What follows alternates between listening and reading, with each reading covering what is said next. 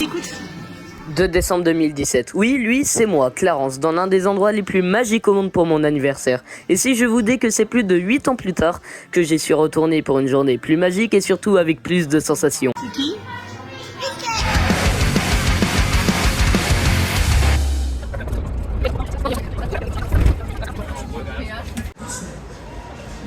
Nous arrivons donc dès maintenant dans le parc avec les trucs qui marchent enfin. Je suis pas allé à Disneyland Paris depuis le 2 décembre 2017. C'était justement pour mon anniversaire. Et là j'y retourne enfin.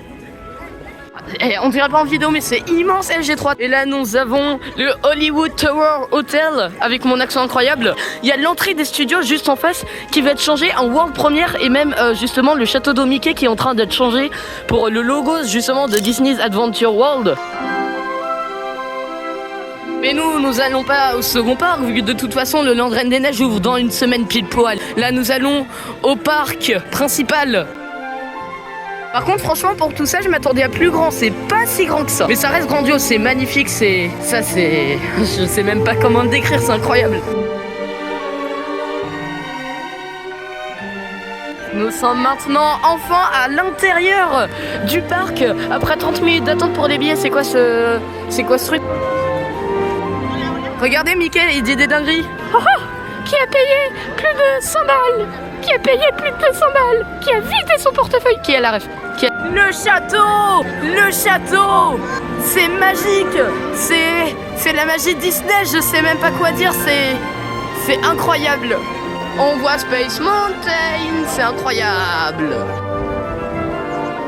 Hop! Et donc on va filer à la première attraction, direction Adventureland et faire Pirates des Caraïbes. C'est magnifique! J'adore! Par contre, juste, je trouve que le show building de Pirates des Caraïbes est pas très bien caché. Et juste, je suis en train de me rendre compte, mais le parc est giga petit. Moi, je m'attendais à un truc genre le parc est énorme, genre tous les trucs sont espacés. Là, il y a Pirates des Caraïbes. Là, il y a le truc, là, vous voyez la cabane.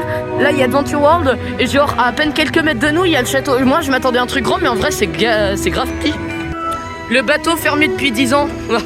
Vraiment, c'est giga minuscule. Là, il y a le bateau, là, il y a Pirates des Caraïbes, là, il y a la cabane. Et là, il y a Fantasyland. Je m'attendais vraiment à plus grand.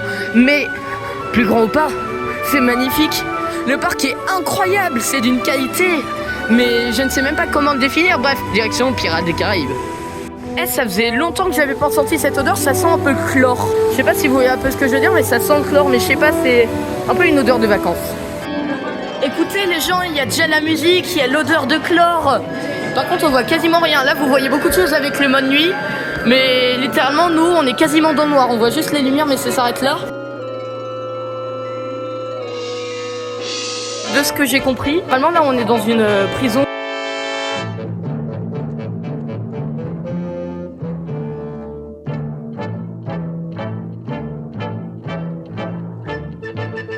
J'ai réussi à faire Pirates des Caraïbes avec à tout péter 10 minutes d'attente. C'était incroyable! Mais incroyable! Pirates des Caraïbes, il y a 2 descentes, franchement pas mal de sensations et tout. Pirates des Caraïbes, juste, c'est une pure dinguerie. Les décors sont magnifiques, l'odeur est magnifique, l'ambiance musicale est magnifique, c'est juste incroyable. Waouh!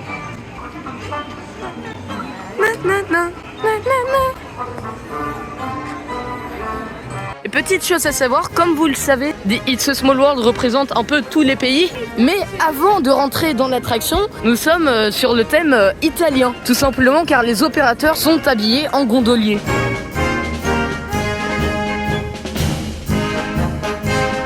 Regardez, il y a un plan dans l'eau car c'est un plan d'eau.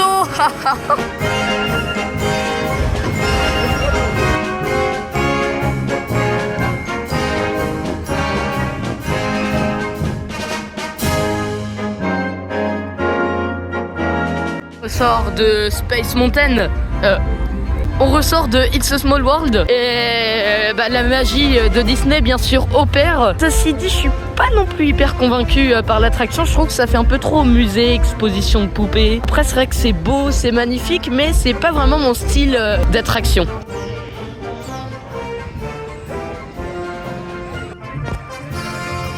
Là nous arrivons dans la zone du train de la mine. qu'est-ce que c'est magnifique. Mais le train de la mine, ça sera pas tout de suite, ça sera encore après. Il y a du monde, on fait d'abord Phantom Manor, puis le train de la mine. Comme ça sera fait. J'aimerais bien faire Indiana Jones juste après, et après partir sur Space Mountain. Je remercie Wonderhook pour l'idée de ce point photo. Il l'avait montré dans plusieurs vidéos et c'est vrai que c'est incroyable. C'est immense, on voit bien le lac, on voit Phantom Manor juste en face.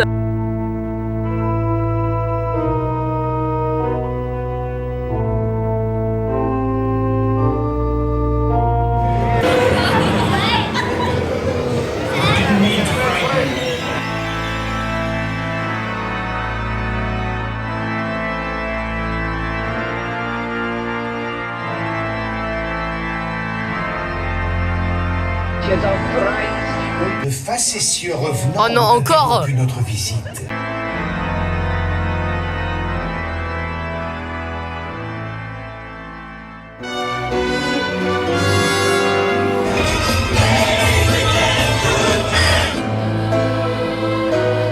C'était terrifiant. Non, c'est pas vraiment terrifiant, ça fait pas peur.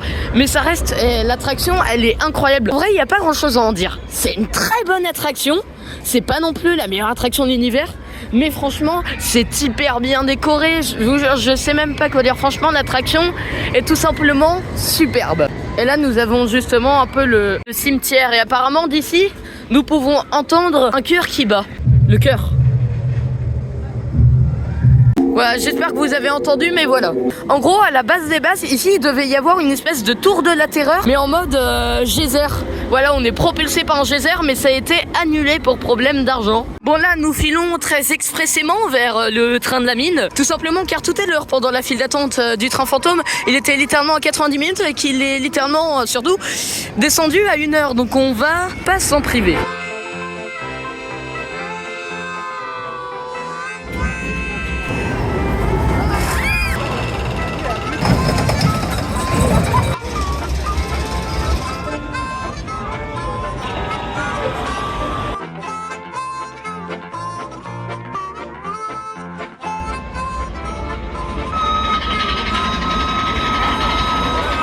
C'était tout simplement incroyable. Mais est-ce que ça même, c'est un roller coaster familial en fait? Les Airtime, c'est pas non plus des éjecteurs, mais franchement, tu sautes du siège et tout.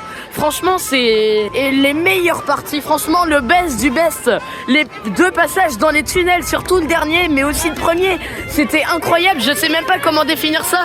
C'est un immanquable de Disneyland Paris. Il faut le faire. 60 minutes, c'est peut-être un peu long. Est-ce que c'est rentable? Je sais pas vraiment, mais tout ce qui est sûr, c'est que c'est une très bonne attraction. Regardez là, il y a peluche pour épaule. J'ai toujours rêvé d'en avoir une Disney et tout. Oh, la Tic et Tac, elle est incroyable. Ça coûte combien? Après, c'est pas obligé de sortir d'une journée en ayant un souvenir. Hein. Juste, pas ouf Disney d'avoir fermé ça. Genre, ça vous coûte littéralement rien et vous venez de le fermer il y a quelques semaines, quelques jours. En gros, c'était un parcours en hauteur avec de beaux points de vue et tout. Apparemment, c'était magnifique et tout. Il y avait des petites scénettes à l'intérieur. Ça vous coûtait quoi de le laisser ouvert en fait? Vous voyez, ces lampadaires sont couleur Gorey Green. En gros, c'est pour se morfondre un peu dans la nature. Et quand j'ai acheté un téléphone, pour la coque, j'ai décidé d'avoir une coque de la même couleur. Voilà, j'ai une coque lampadaire Disneyland Paris, écoutez. Hop, et là, direction Indiana Jones et le temple du Péril.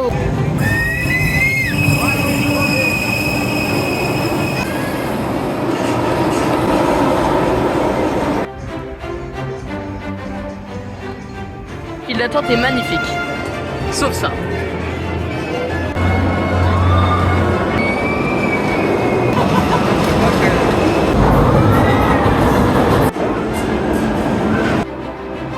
Je viens de ressortir de cette attraction et c'est peut-être ma préférée de toutes les Disneyland Paris. Déjà la première descente incroyable, la deuxième encore mieux, mais le looping, en fait souvent dans les loopings c'est calme en haut et tout.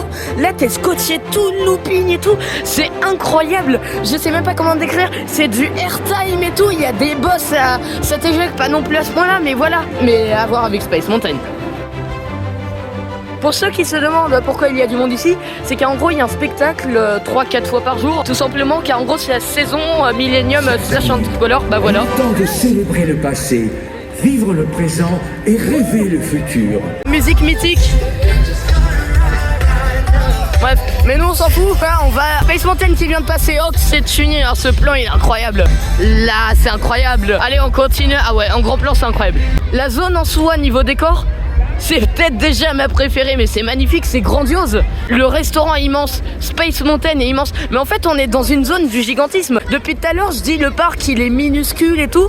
Et c'est vrai. Et là, c'est complètement l'inverse. Je m'attendais vraiment à beaucoup plus petit. C'est énorme, tout est dans le gigantisme. Bref, on se retrouve dans Space Mountain.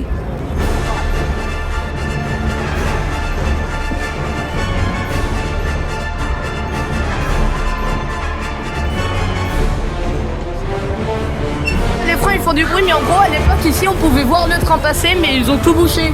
C'est dommage, en gros c'est la zone de frein et ça fait un boucan là, je viens d'avoir peur carrément. Pourquoi il y a un pigeon? Beaucoup de niveaux en vue.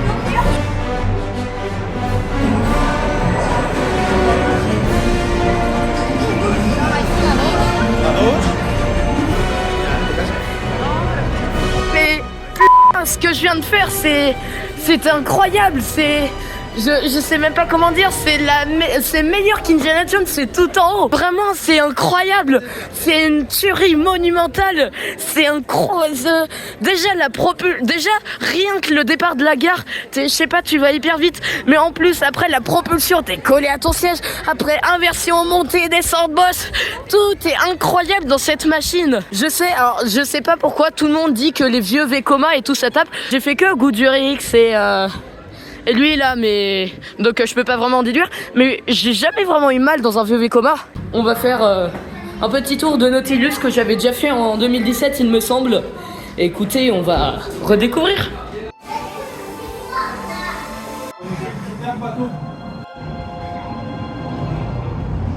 Ah oui, je crois qu'il n'y a plus la pieuvre, c'est un écran maintenant, c'est vraiment dommage. Ah oui, c'est de ça dont je me souviens. Donc forcément j'étais petit. Oh! Oh la va! Oh! Ah non! Wow.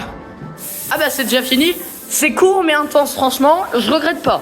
Single rider, 30 minutes. Bah écoutez, on en profite, on va pas s'en priver.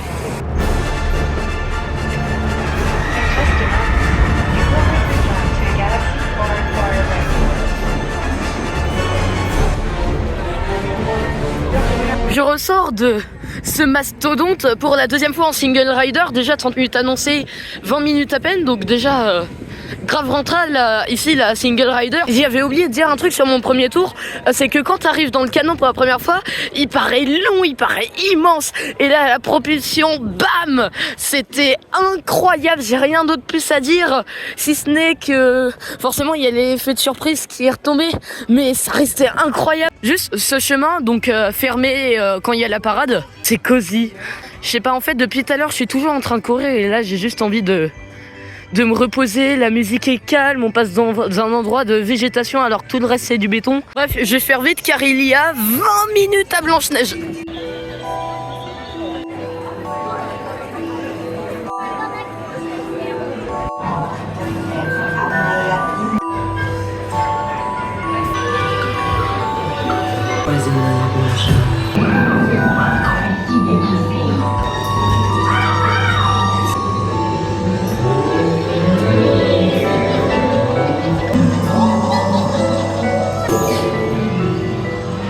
Donc je ressors de Blanche-Neige. Bon en fait t'attends longtemps mais c'est hyper court. Il n'y a pas vraiment le temps d'admirer les décors. En plus il y a une file d'attente de véhicules à la fin.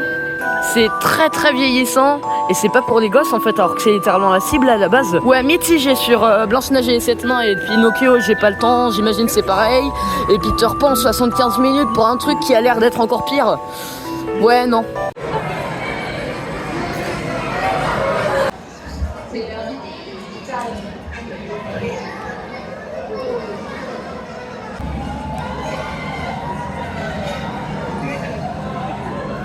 Ah non, en tant que gros fan tasse de thé de parc, je valide pas du tout. Non, vraiment, ça tombe pas. En fait, elles sont bridées. Le truc, ça va même pas à 1 km/h. Je me suis cassé le pouce littéralement à tourner. Et vous verrez dans la vidéo, mais je tournais pas quoi, je faisais rien du tout. Le truc, il est bridé, mais à mort, tu peux rien faire. Tu peux rien faire.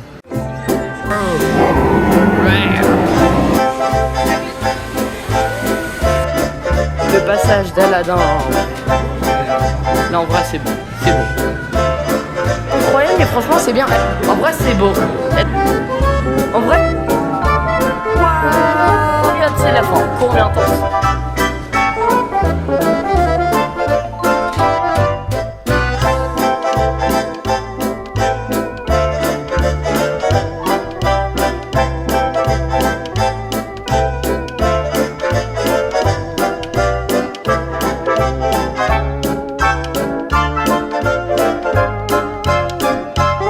C'est sur ce plan magnifique de mon attraction préférée du parc que je vais vous quitter. Cette journée aura été incroyable, gâchée à la fin, mais en général incroyable. On a surenchaîné les surprises. Pirates des Caraïbes, incroyable. Ensuite, toutes les attractions. En fait, tout est incroyable, mais Space Mountain, c'est une pépite. Donc mon top, c'est top 1, Space Mountain, top 2, Indiana Jones, et top 3, j'hésite entre Pirates des Caraïbes et le train de la mine. Écoutez, on verra ça plus tard. Le monde, les autant d'attentes partout, ça n'a pas forcément gâché ma journée, donc voilà, bonne gestion du monde au niveau de Disneyland Paris. Après, c'est vrai qu'un peu de renouvellement, ça ferait pas de mal. Mais bon, ça, je pense qu'on peut déjà oublier. Le second parc, c'est vraiment car ils étaient obligés, mais après, bon, voilà. Bref, n'hésitez pas à booster la vidéo, à liker et à vous abonner à cette chaîne. Et sur ce, on se retrouve lundi prochain pour l'ouverture de Papé à part.